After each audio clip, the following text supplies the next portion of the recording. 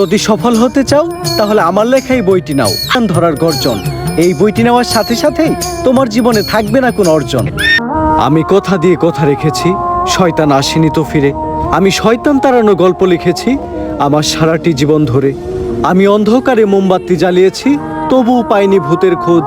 আমি ভূতের অপেক্ষায় ছিলাম, ভূত নিজেই হয়েছিল নিখোঁজ। শয়তান ধরার গর্জন, পৃষ্ঠা নাম্বার চুদলিং। বাবা বইটা একটা আমারও লাগবে। দাম কত এটা?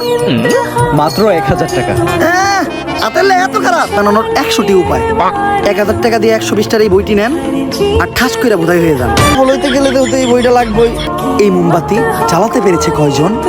বেশিরভাগই তো চালাতে গিয়ে নিভে ফেলার গর্জন।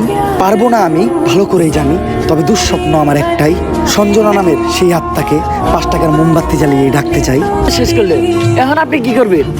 ভাবতাছি বই লেখবো একটা, পাবলিকরে ভোদাই বানানোর গর্জন। ব্যবসা খারাপ না, ভোদাই হতে চাইলে আমি বানাবো। পাবলিককে ভোদাই বানানোর এই উপায় পুরো দুনিয়াকে জানাবো। পাবলিক ঠিকই আমাকে বিশ্বাস করবে, ভাববে আমি থেকে যাব। কিন্তু না, তাদের পুং মারা শেষ হয়ে গেলে ঠিকই আমি পালাবো। পাবলিককে ভোদাই বানানোর গর্জন, পৃষ্ঠা নাম্বার 14।